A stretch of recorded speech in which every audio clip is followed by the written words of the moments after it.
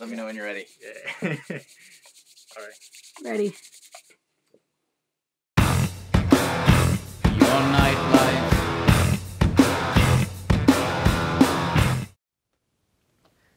My first band was in the late 1970s, 1978 or 79. Some friends of mine and I were starting to get into music as fans, and through the influence of punk rock, and we thought it would be fun to put together a band and teach ourselves instruments and that sort of thing. And so it was a very casual thing, very sort of for the same reasons that as a teenager you do anything that you do for the first time, like, oh, I wonder what getting drunk on rye whiskey is like, or I wonder what riding a trash can down the mountain is like. You know, you do a lot of stupid things, and that one stuck. You know, I ended up getting a lot of satisfaction out of being in a band. When you're in a band, you want some way or another to make what you do in the band permanent in some way. So most bands make a recording of some kind, and I ended up being the nominated member to learn how to make a recording of the band. So I rented a 4-track machine from the guitar shop. At the time, I think it was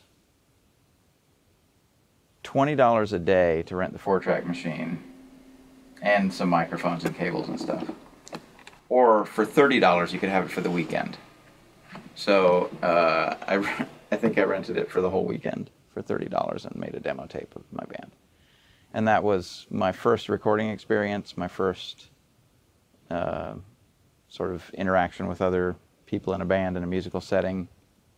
And I kind of developed a taste for it as a way of interacting with the rest of the world.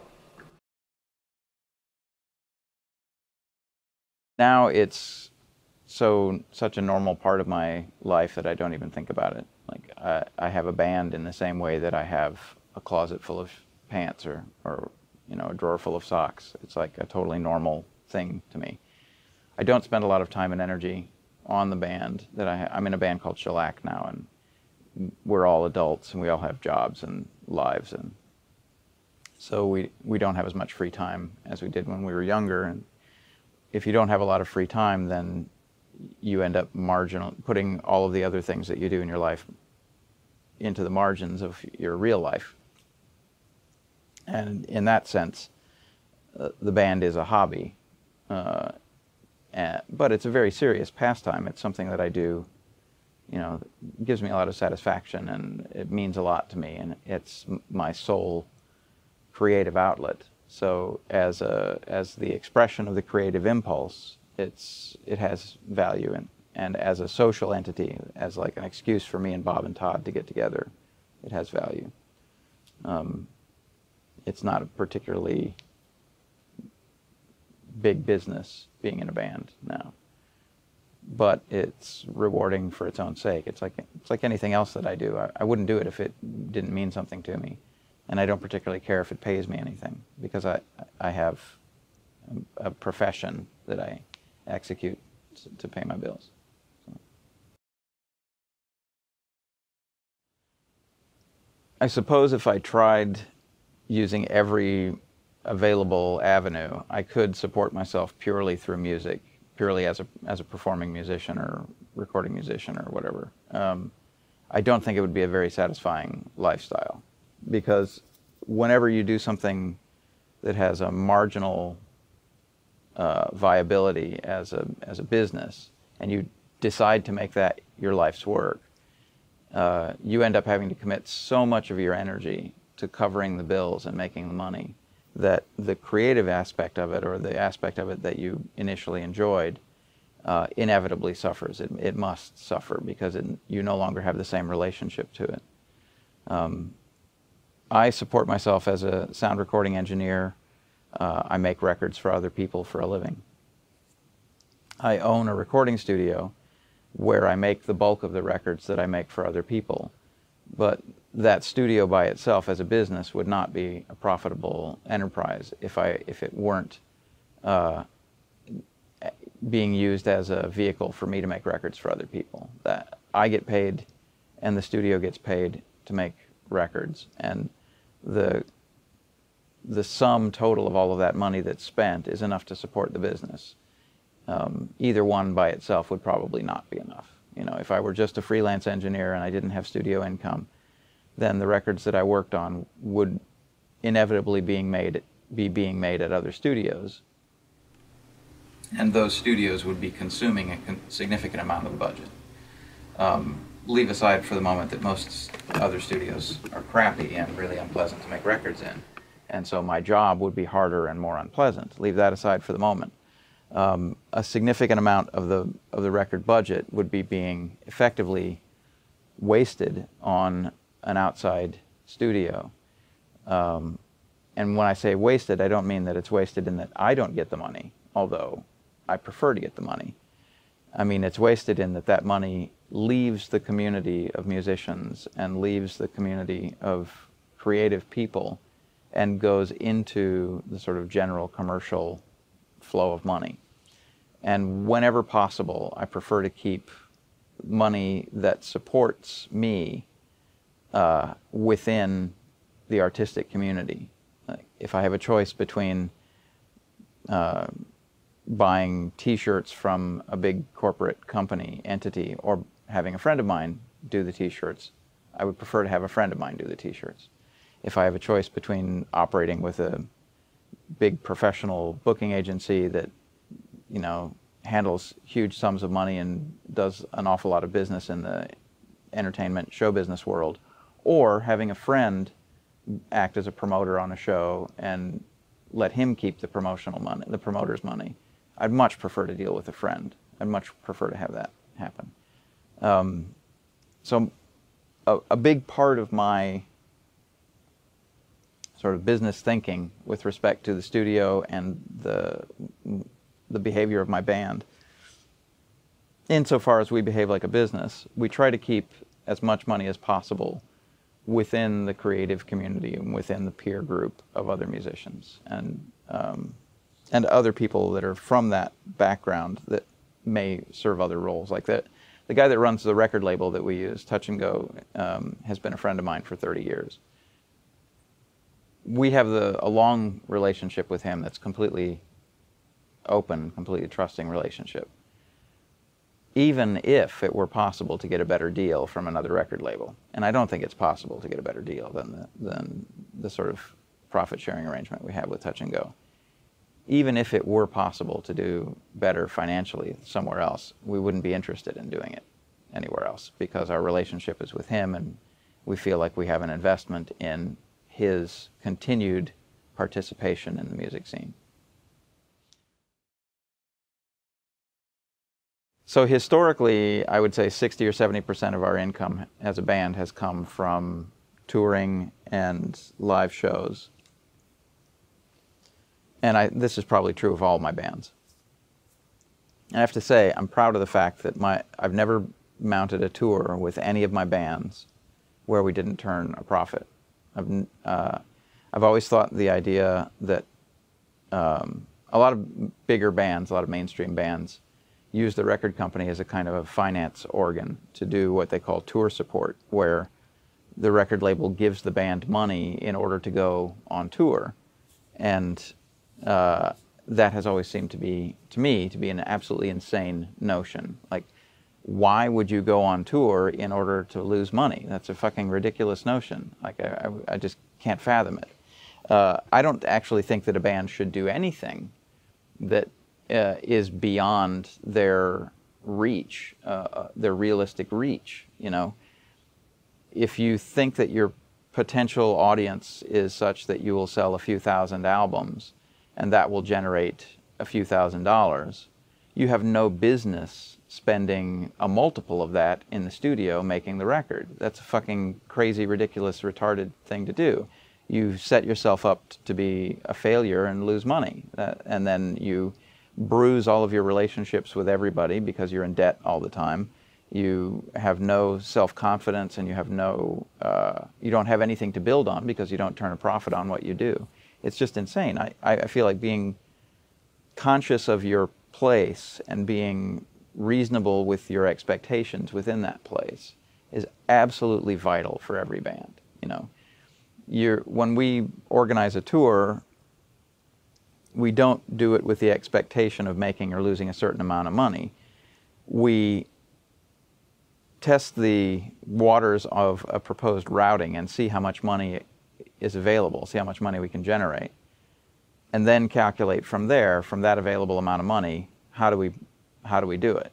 And there's always a way to compromise your expectations in order to make money and make the tour fit within its realistic potential. What I don't think that a band should do is compromise their artistic expression for the sake of money. For example, if you're offered a gig where you have to play a certain set of material that, you know, includes these hits or whatever, and for that you'll get paid a certain amount of money, to me that's a bankrupt enterprise. I would much rather play a show where we get to play whatever we want as normal, and our interactions with the audience then are completely honest, completely legitimate, and whatever money we make is however much we make, you know.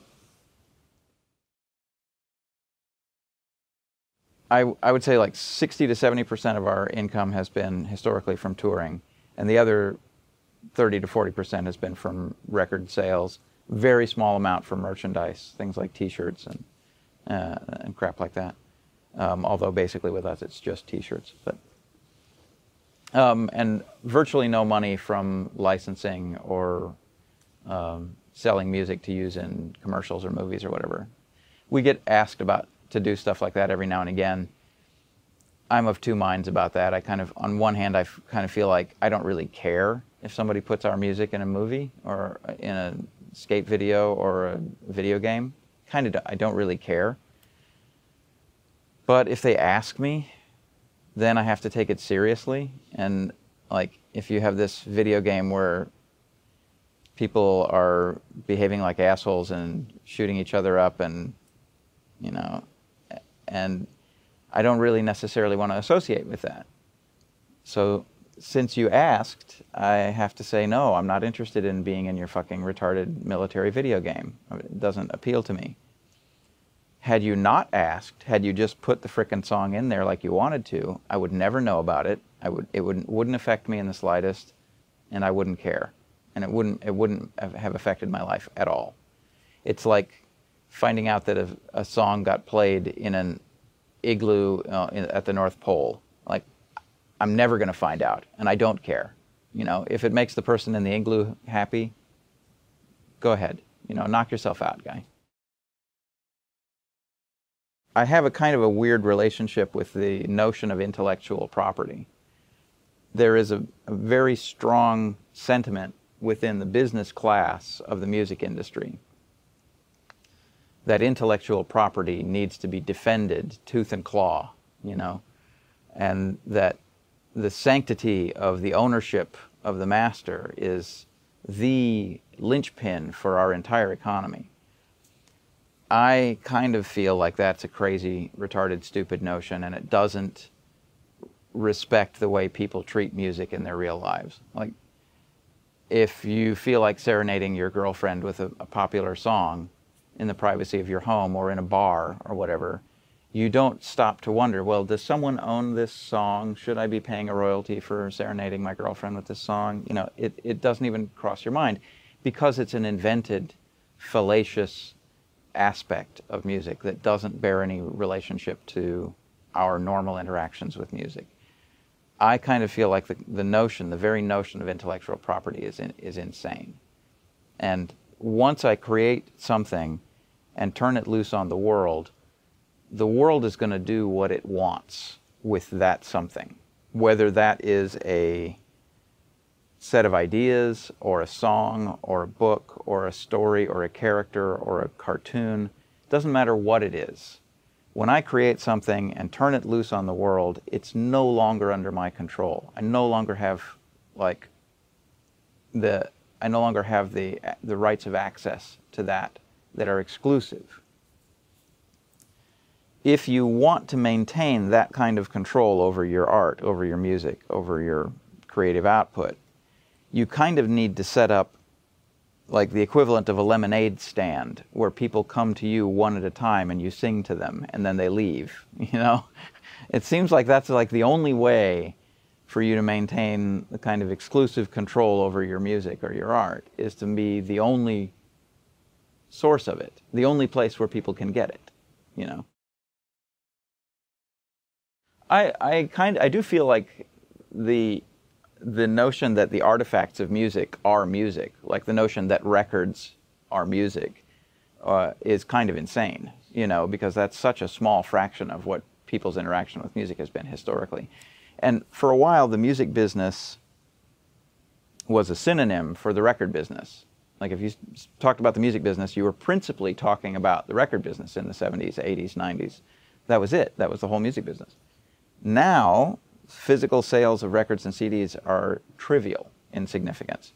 And the music business as a like an oligopoly doesn't really exist.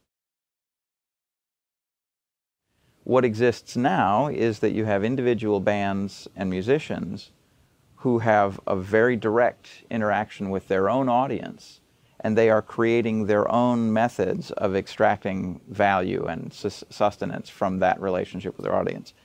From a cultural standpoint and from an economic standpoint, I think it's a fantastic development. It means that all of our interactions in the music scene are going to be much more honest and much more genuine, from fan to performer.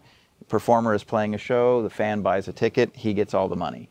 With the exception of the ticket services who have their surcharges, and that's a whole other ball of hair right there. I totally want to fucking destroy the ticket services, you know, like, you know, Ticketmaster, TicketWeb, all of those. They're the last gatekeeper, and we just need to, you know, we need to behead them and be done with it. We'll finally have slayed the fucking dragon, you know. But anyway, put that aside for the moment. The interactions between the band and their audience are going to be much more direct. Bands are going to have their own web presence instead of being a page on the website of a record label. They're going to have their own conduits for information, for communication, you know, their own Twitter lifestyle, you know, whatever it is. From now on, bands and their audiences are going to be much more intimately commingled, and there's going to be much less mediation through record stores and corporate entities and stuff. I think from an artistic and cultural aspect, I think that's a fantastic development. From speaking purely as someone who makes records for a living, it's kind of a drag, you know. It means that you know, it's really hard to make a living making records when very few people are selling records. That's really, it's, you know, it puts me under a lot of financial stress. I happen to, as a pure matter of chance, I happen to have started my indebtedness to build a studio at a period where that indebtedness would expire along with the physical retail sales of records. So I'm going to make it through the tunnel, you know. If I had started my record-making enterprise and my studio business 3 or 4 years later, I probably wouldn't make it through the tunnel. I would probably be tits up on the side of the road like every other record person, like everybody else in the music business. You know, dead broke, raging at the empty sky, you know, why have you done this to me, you know?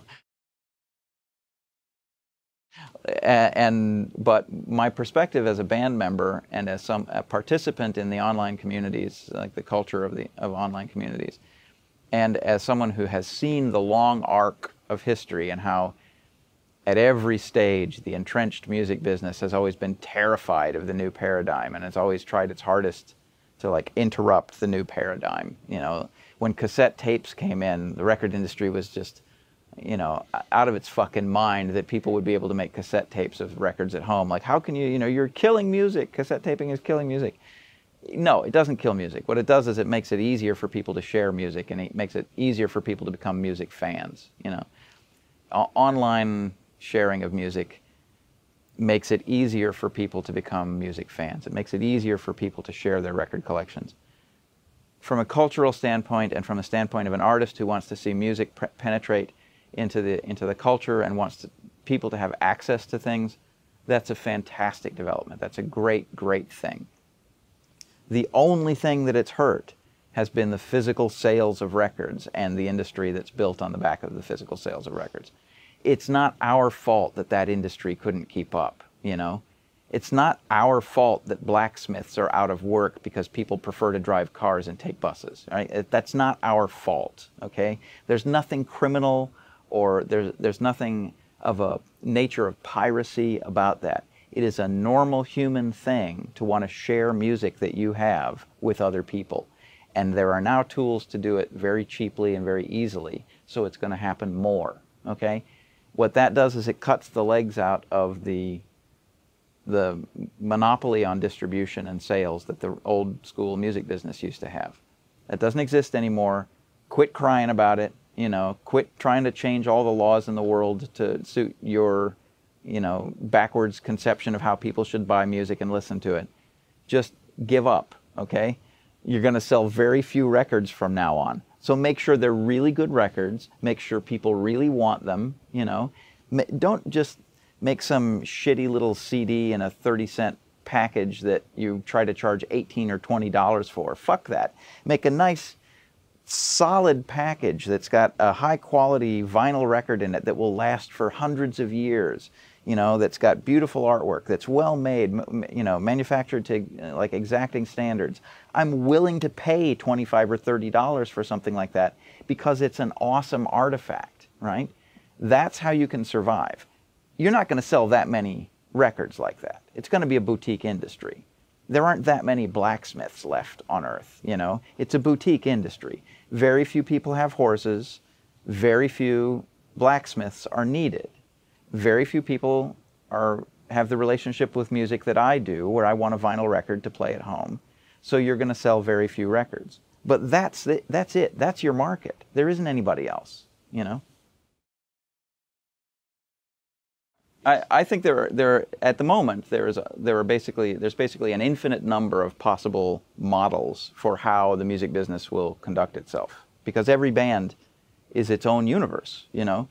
There are some of these jam bands that play 7 nights a week, you know, that for them to have like any kind of limitation on their touring would be suicide, because that's where their audience is. Their audience wants to see, you know, they can play a different flat spot in the road every night of the week and fill it every single night. So that's what they should be doing. For some bands, they have a more like non-performance based music. Like some artists are more like a bedroom approach to music, where they make music on their own and then they just send it out into the world. For those people, trying to create a live performance paradigm is a total mistake. I mean, I'm sure we've all seen shit like that at a festival, where a guy with a big name and who's really famous sits on stage with a laptop, and there's a light show behind him, and there's just a silhouette of a dude with a laptop. It's like fucking ridiculous. That's not live performance music. You should just give up, right? So there are a million different ways now. But there's an infinite number of possible paradigms for the music business. The only thing we know for sure is that the idea that a record label is going to manufacture records and sell them in the store as the sole means of distribution of music, that's over.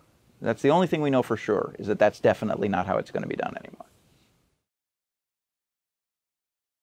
Normally they have a certain amount of money and every year they keep losing money. What it means is that their expectation was here and they're not reaching their expectation.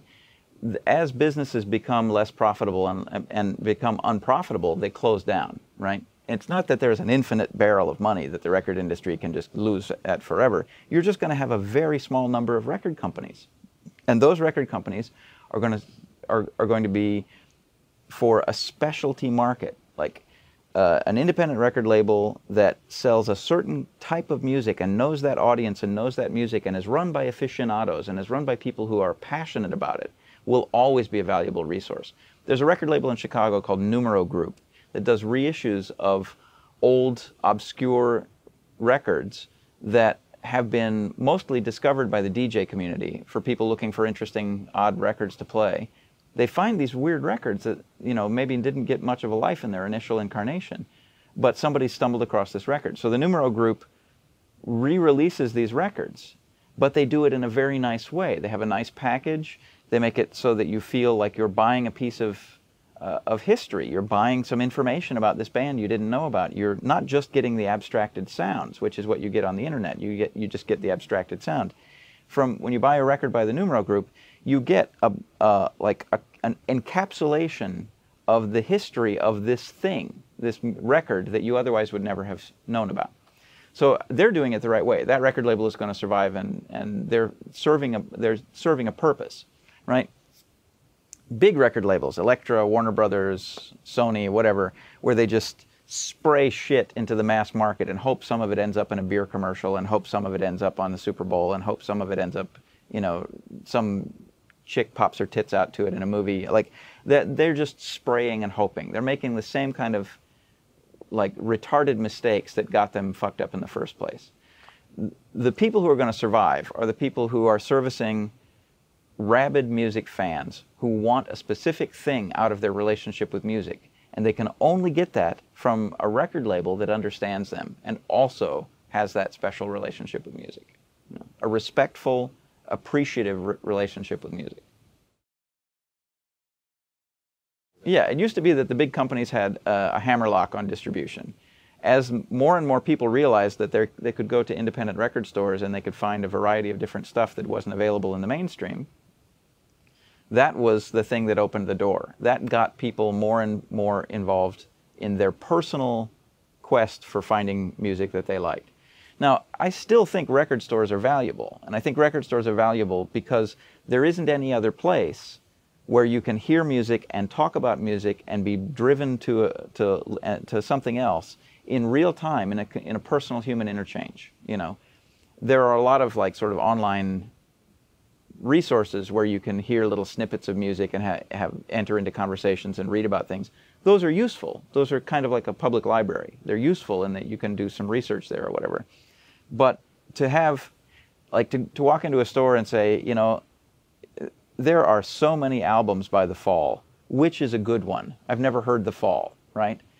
There's a guy in every record store who's a big Fall fan. Every single record store has one, right? And he'll be able to say, okay, here, let me give you 3 records. I'll play you a little bit of each of these 3. You're going to love some of it, and you're going to want to buy one of these 3 records. And you can't do that in any other environment. There's really no other way to do that. There are record stores that specialize in certain tastes, or there's somebody in each record store that's into a certain kind of thing. And going to someone who's actually got a lot of experience and has a lot of time on his hands and is exposed to the whole spectrum of music, and having that person give you recommendations is way, way more important than seeing advertisements or videos or whatever bullshit.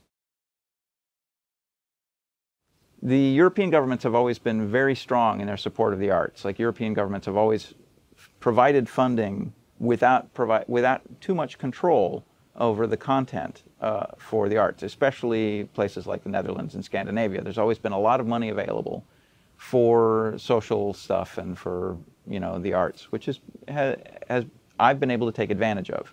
As a carpetbagger American, I've been able to tour and play these really nice publicly supported venues and play in these festivals and concert halls that are totally publicly supported and reasonable ticket prices, and we're playing in this great, fantastic venue, and look at the backstage spread, and look at all these civil servant stagehands and stuff. It's always been a very nice thing. I know that it's not economically viable. I mean, I know that your governments are actually spending money to do this on our behalf, and it doesn't pay for itself. It's just a cultural thing, and the governments feel like it's a responsibility to support the culture. I appreciate that. But I have to say, I'm not terribly surprised that eventually that gravy train is gonna run thin. In the United States, the arts are seen as no different from any other enterprise. If you want to open an art gallery or if you want to have a museum, you have to earn the money. You earn the money somehow, and you can do it. You charge people, and if you're a performing musician, and people don't like your music, well, then you're going to go broke. That's it. That's all there is to it. There are some avenues for funding, like there are some philanthropists and some universities that have money available, and there are some academic environments where you can siphon money away from a school or away from an academic institution. And there are some local and state and federal arts programs that you can get a very small amount of money out of.